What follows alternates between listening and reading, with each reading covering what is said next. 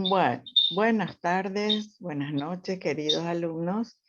Les pido que me tengan un poco de paciencia porque estoy todavía corrigiendo los exámenes, porque como es examen escrito y son varios ustedes, bueno, entonces les pido disculpas, pero que estoy haciendo a conciencia, o sea, revisando bien cada ítem y sus respuestas. Bueno, ahora vamos a empezar con las técnicas. La primera de las técnicas que se utilizan en investigación social, como ven ustedes que como son técnicas donde las personas tienen que estar participando, entonces comenzamos con la entrevista. La entrevista, como ven ustedes ahí en el segundo, ¿se puede pasar al siguiente? Ahí. Bueno, en ese se ven ustedes que hay dos personas que están frente a frente. Entonces, es una de las características importantísimas y quizás la esencial de la entrevista. Es lo que le diferencia del simple cuestionario o también de las mal llamadas entrevistas, pero que no son frente a frente. Es decir, bueno, salvo ahora en tiempos de pandemia, pero sigue siendo cara a cara, porque tiene que ser videollamada. Es decir, no puede ser que uno de los dos no esté viendo al otro en sus expresiones. El otro elemento esencial en esto es el lenguaje no verbal, es decir, las características de la postura, las expresiones, los gestos, movimiento de las manos de las personas, cosas que no se pueden observar si no es cara a cara. Siguiente diapositiva.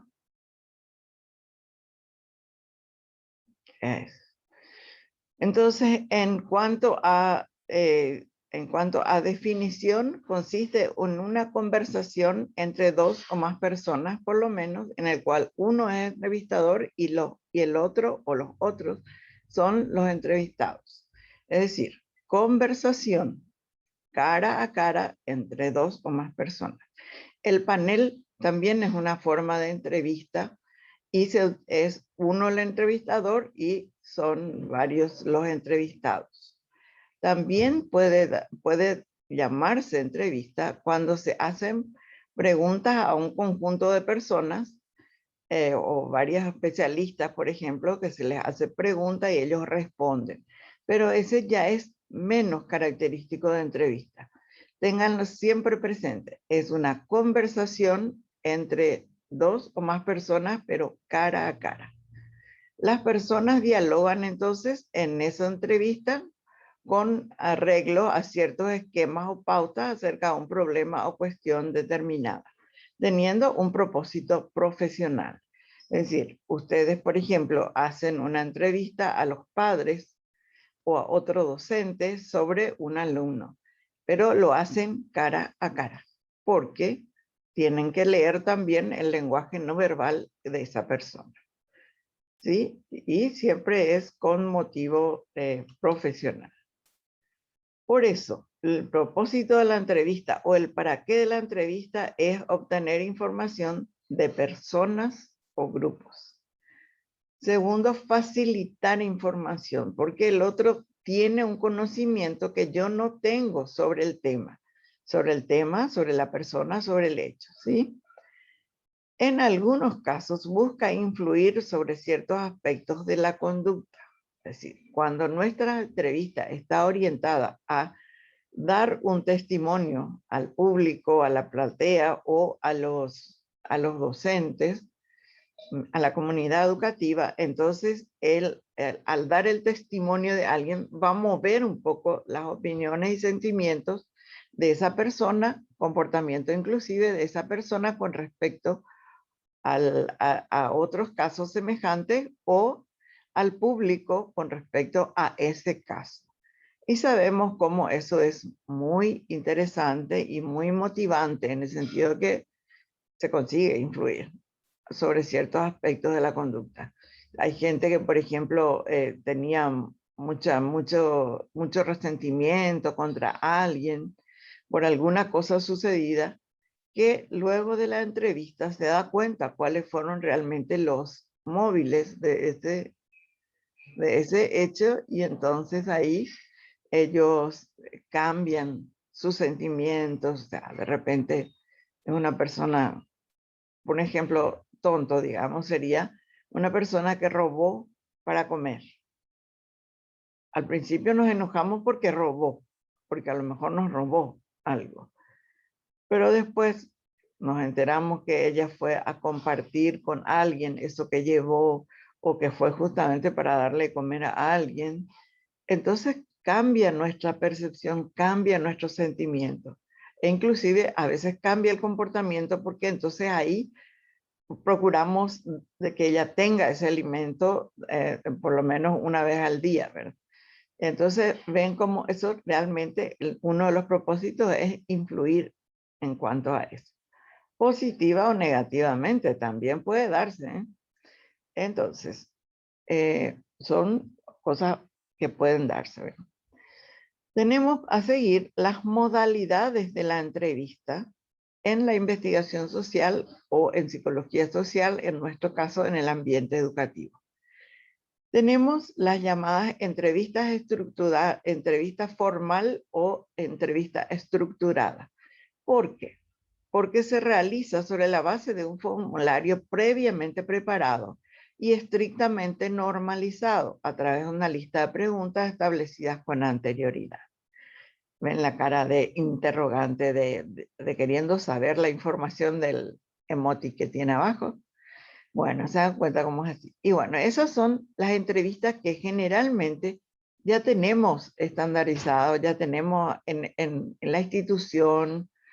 Por ejemplo, cuando es la parte de psicología social o psicología en una institución, generalmente ya tienen un modelo de entrevista estructurada, que es la que ellos tienen. Por ejemplo, hace más énfasis en las informaciones educativas de la persona que en otros aspectos, ¿eh?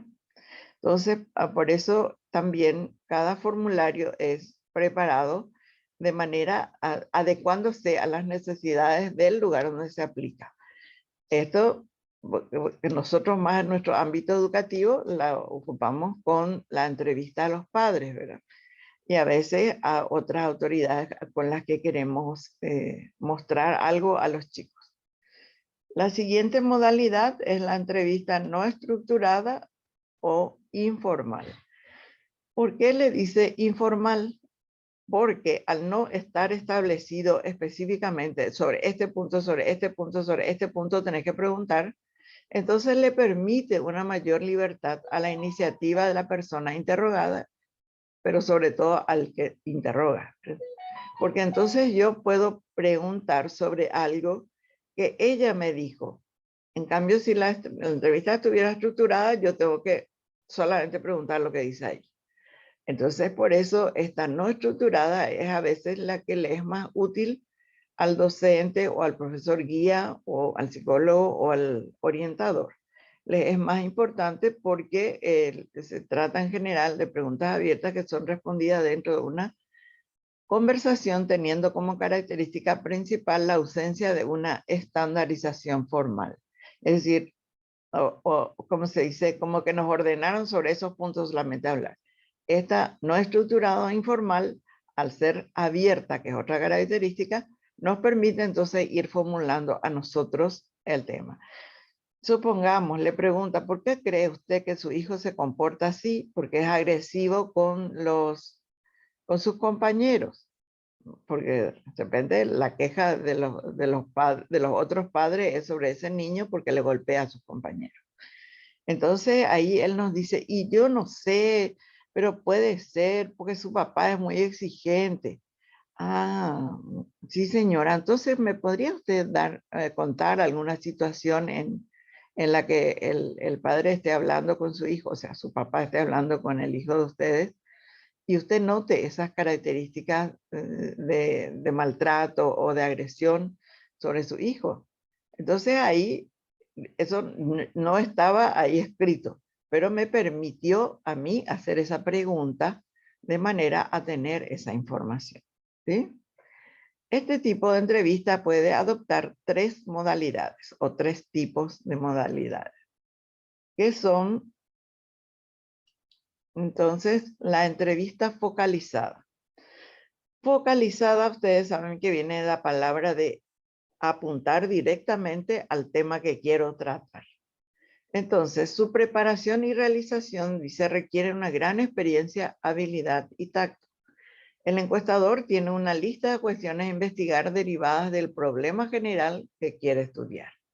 En segundo lugar, el investigador social hace un análisis de la situación o contenido, formulando algunas hipótesis relacionadas con las consecuencias o efectos de la situación. Sobre la base de esa hipótesis, él establece una guía de entrevista. Es decir, bueno, le voy a preguntar, según lo que veo en este caso, voy a preguntarle sobre su relación con sus hermanos, su relación con sus compañeros de la misma edad, vecinos. Entonces, establece una hipótesis de por qué se da ese comportamiento y hace sus preguntas guías, no preguntas estandarizadas. Y por último, entonces se efectúa la entrevista, propiamente dicha. Es decir, ya tiene cierto conocimiento, bases, porque a lo mejor ya hizo la entrevista con la docente de esa cátedra, las docentes o los docentes de ese grado y así. Entonces ella ya hizo una hipótesis sobre eso, hizo sus preguntas guía y ahí les cita al padre o a quien corresponda para hacer la entrevista. La segunda modalidad es la entrevista clínica. Esta guía de entrevista tiene una serie de cuestiones bases y de preguntas relacionadas con sentimientos y actitudes que van a ser el tema de la entrevista clínica. Y es específicamente la que utilizan los psicoterapeutas, los psicólogos, ¿verdad? Bueno, y por último tenemos la entrevista no dirigida, donde el informante tiene una completa libertad para expresar sus sentimientos y opiniones. El encuestador solo tiene que animarlo a hablar de un determinado tema y orientarlo. Es decir, lo que generalmente más ocurre con las entrevistas de periódicos, ¿verdad? Que ellos preguntan los periodistas lo que ellos quieren saber, pero le dejan también hablar. En todos estos programas de la televisión, sobre todo de la nuestra, no sé, El Péndulo, El Crimen Perfecto, no sé, varios de estos programas que tienen así, el entrevistador larga la pregunta base, digamos, y cada miembro que está siendo entrevistado va dando su opinión sobre el tema. Entonces, esta no dirigida es casi libre, ¿verdad? Totalmente. Ese es un poco el objetivo no es un poco, es el objetivo de la entrevista no dirigida. Me parece que me apuré. Bueno, en la preparación de la entrevista tenemos esas condiciones, la presentación del encuestador.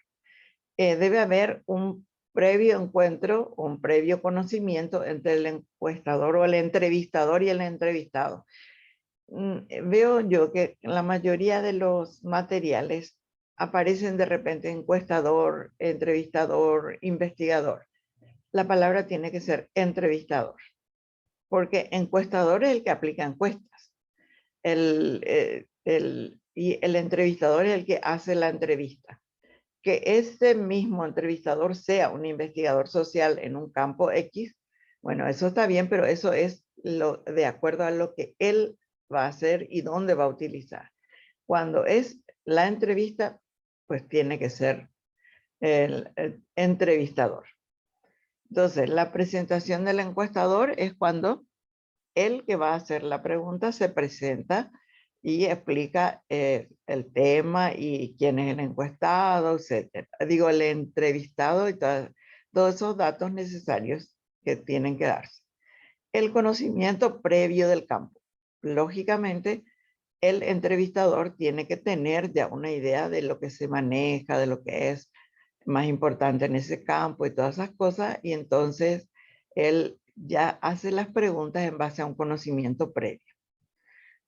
El contacto previo con líderes sería cuando se hace una entrevista en campo, digamos. En campo quiere decir en el sentido, es el lugar donde ocurre el hecho. Es, por ejemplo, en las entrevistas que hacen los locutores a la gente cuando termina el partido, por ejemplo. Ustedes se dan cuenta cómo le hace la pregunta al árbitro, al jugador más importante de un equipo y al jugador más importante del otro equipo. Es decir, ya hace el contacto previo con los líderes. Y después, cuando pasan el tema, entonces dice, y sobre esto nos dijo tal cosa. Sobre esto nos dijo tal cosa. ¿Eh? También muy importante es el lugar donde se va a celebrar la entrevista, que tiene que ser libre de interferencias y libre también de cosas que distraigan al entrevistador y al entrevistado. También recordando un poco esas entrevistas que se realizan en la televisión, ustedes se dan cuenta que el ambiente siempre tiene que ver con el entrevistado. Por ejemplo, es el doctor en casa, todo lo que está detrás y inclusive la propaganda que se dé, se hace en base al tema médico que van a tratar, ¿verdad? Y bueno, entonces es muy importante que el lugar para la entrevista sea un lugar tranquilo, donde no haya mucha interferencia, donde no haya interferencia y tiene que ser cómodo. El aspecto personal del entrevistador.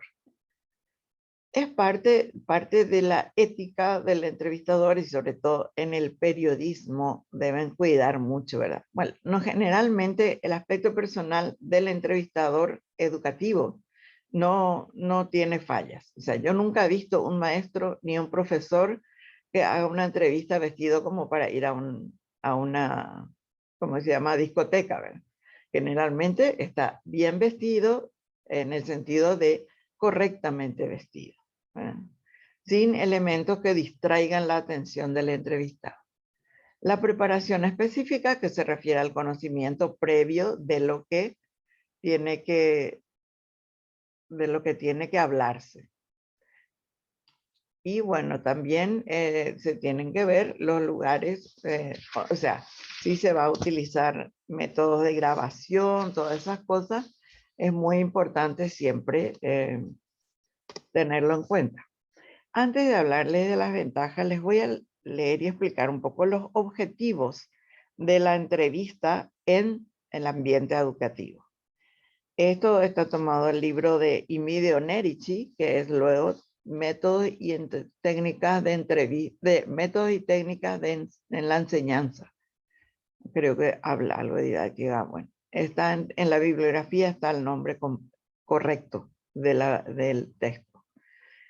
Los objetivos, dice, en primer lugar, o sea, un A sería obtener aclaraciones, informaciones y hasta verdaderas opiniones con respecto a un tema. Es decir, como también al ser una entrevista nos certificamos de que ellos están diciéndonos, ahora nos están dando indicadores de veracidad de lo que nos dicen, ¿verdad? Inclusive, como dice aquí, verdaderas opiniones. B sería utilizar mejor los conocimientos de un especialista. O sea, por ejemplo, cuando vamos a hacer la entrevista de orientación vocacional a un arquitecto, a un ingeniero, a una médica especializada en, decir, vamos a tener ya unas informaciones sobre esa profesión sobre la cual le vamos a ir preguntando. Evitar que se trate un tema que no sea del nivel y del interés del grupo que desea esas informaciones.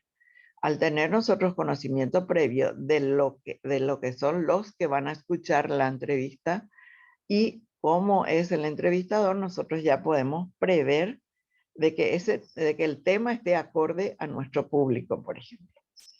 D. Seguir una línea coherente de desarrollo en lo que respecta a los informes relativos a un tema.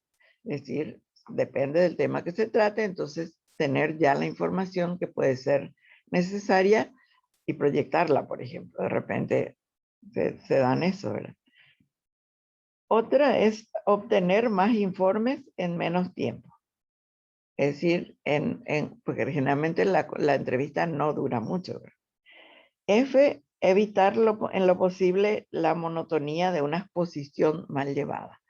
A veces una exposición es un poco, diría la palabra a lo mejor aburrida, porque al no tener elementos que hagan que focalice uno la atención, entonces se dispersa. Y para que eso no ocurra, la entrevista generalmente se hace a la persona. Entonces el público, digamos, está viendo las expresiones del entrevistador y también las expresiones del entrevistado. Porque, por ejemplo, puede ser que le pregunte sobre un tema que no le gusta a la persona responder y entonces hace gestos, ¿verdad? Que nos indiquen que eso no le está siendo positivo y no quiere hablar sobre eso, por ejemplo. Y por último, proporcionar a los educandos oportunidades de contacto con personas socialmente importantes en una situación positiva. Si, por ejemplo, de repente hay chicos que quieren seguir ciencias de la educación, entonces, ¿qué mejor que les dé una información de esa que una persona que esté ya en el ámbito? Por ejemplo, para los que van a seguir la especialidad de administración escolar, sería muy interesante que reciban o que vean la entrevista a un director, ¿verdad? Que dirijan la entrevista a un director. Y bueno, en situación positiva porque está dispuesto a dar esa información. Esos son los objetivos, según Imede Nerici, de esta técnica. Sí, entonces, ahora sí, las ventajas de la entrevista. Nos permite obtener mayor porcentaje de respuestas y de la fuente. B, información más precisa porque es esa persona que sabe o que participó del hecho la que nos da la información. El entrevistador lo ayuda a expresar correctamente el pensamiento. Entonces, al hacer la pregunta ya la hace mejor elaborada. D, la posibilidad de captar el sabor de las respuestas, como yo les estaba diciendo, el lenguaje no verbal. Por ejemplo, ella está hablando y aparentemente el rostro, ella está diciendo lo que le preguntaron, pero nos fijamos en las manos y está haciendo esos ruiditos que hace apretar los nudos, hace plop, plop, algo así. Entonces ahí nos damos cuenta que ella está sintiendo ansiedad. Entonces ese lenguaje no verbal nos dice que no todo le está gustando. Entonces al entrevistador eso debe llamarle la atención y si se puede, ¿verdad? Devolverle la calma, es decir, tranquilizar a la persona. No se requiere saber leer y escribir, solamente contestar, es decir, solo hablar. Y ahí justamente volvemos a ubicarnos un poco en nuestro ambiente. Siempre tenemos que respetar el yo para en que utilicen las personas y tenemos que procurar entender, y más aún si solamente habla guaraní, ¿verdad? Entonces tenemos que a veces los que como yo a lo mejor apenas hablamos, tenemos que aprender y tenemos que ser humildes y reconocer nuestra falta. Y por último, ofrecer mayor flexibilidad en el sentido de aclarar y repetir las preguntas. Es decir, eso es muy necesario porque eso nos permite confirmar si la persona entendió lo que le preguntamos, si le repetimos la pregunta o le decimos, ¿verdad? Si querés te repito la pregunta, por si acaso parece ser que no nos entiendan. Entonces, esas son las ventajas de la entrevista, ¿sí? Y después del siguiente cuadro están las limitaciones de la entrevista. No puede faltar, ¿verdad? Todas las técnicas tienen limitaciones. La limitación de la expresión verbal del entrevistado, porque al no escribir de repente también a lo mejor o que sería vocabulario pobre, que es lo que dicen los otros países, que es un poco nuestra falla, que manejamos muy poco vocabulario, ya que normalmente se manejan creo que unas 3000 palabras, debe ser sobre todo nuestros vecinos del sur, ¿verdad? Y nosotros manejamos unas 300 a 600 palabras, el común de la gente. Entonces nuestra fuerza no está en la expresión verbal. B, la dificultad de otorgar igual validez con prescindencia, es decir, considerar que es igualmente válido lo que nos digan con un dibujo que lo que nos digan con con una expresión verbal. Tercero, la posibilidad de divorcio entre lo que se dice y lo que se hace. Sabemos que hay gente que tiene mucha facilidad para hablar de cosas y presentarse como buena persona, por ejemplo, y después cuando llega el momento de actuar, actúa contrariamente a lo que nos dijo. Entonces, esa posibilidad de divorcio entre lo que yo digo y lo que yo hago es muy importante saber o saber entender. Después, en la letra D se repitió nomás acá la letra.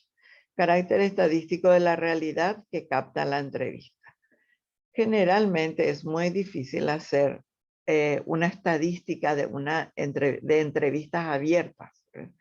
Se habla más de utilizar las entrevistas abiertas, por ejemplo, en la investigación cualitativa, que también es una forma muy interesante de investigar, porque nos dice más del sentimiento y pensamiento de la persona. Y por último, la no confidencialidad, en el sentido de que lo que se dice generalmente es tenido para ser transmitido a otras personas. Generalmente se publica, se hace ver, etc. Entonces, es un poco eso, la no confidencialidad, pero no en todos los casos.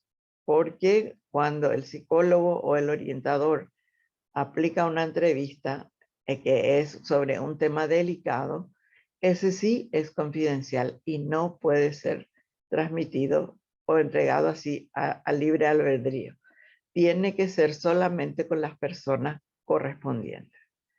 Es decir, yo no puedo hablar a un chico, por ejemplo, o al curso de lo que un padre me dijo en la entrevista. ¿Por qué? Porque eso está dentro de lo confidencial. También el docente tiene ética y tiene leyes que debe cumplir, ¿sí? Y por último tenemos un cuadro resumen. La entrevista. La entrevista se utiliza para obtener información de forma verbal a través de preguntas y acerca de las necesidades de la organización. La organización puede ser la escuela, la empresa, la relación con otros docentes, es decir, todo lo que implica, en nuestro caso, la comunidad educativa. Se compone de la preparación de la entrevista y los entrevistados. La preparación de la entrevista, el que va a hacer la entrevista prepara las preguntas, fija tiempo y fecha en acuerdo con el entrevistado, elige el lugar y prepara la cita. Es decir, todo, o sea, no es que yo te digo mañana yo quiero que vos estés acá para una entrevista, no es posible. Generalmente luego los que van a ser entrevistados piden que les den los puntos principales donde baja sobre lo que va a tratar la entrevista. Y eso también, inclusive en la parte judicial, eso se hace, ¿verdad? Los entrevistados deben ser personas relacionadas con la organización, por ejemplo, la comunidad educativa o la docencia, con el sistema actual, ya sea de manejo de la institución educativa, como también en otras áreas, y del sistema propuesto, es decir, el sistema sobre el cual van a trabajar, como nuestro sería el sistema educativo. ¿Sí?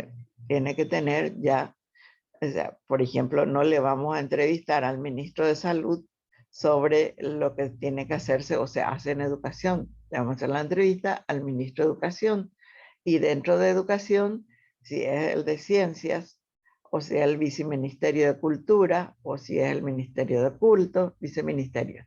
Y existen otros que están relacionados, como por ejemplo el de la juventud, que es un ámbito muy importante porque ellos tienen mucha información para la parte laboral y la parte educativa. Entonces, esto es, en resumen, o sea, en esquema, lo que se hace. Bueno, hasta aquí, chicos y chicas, y les agradezco mucho la atención y ¿Ya acordaste? Ay, perdón, le agradezco mucho la atención. Entonces, les espero en la siguiente clase.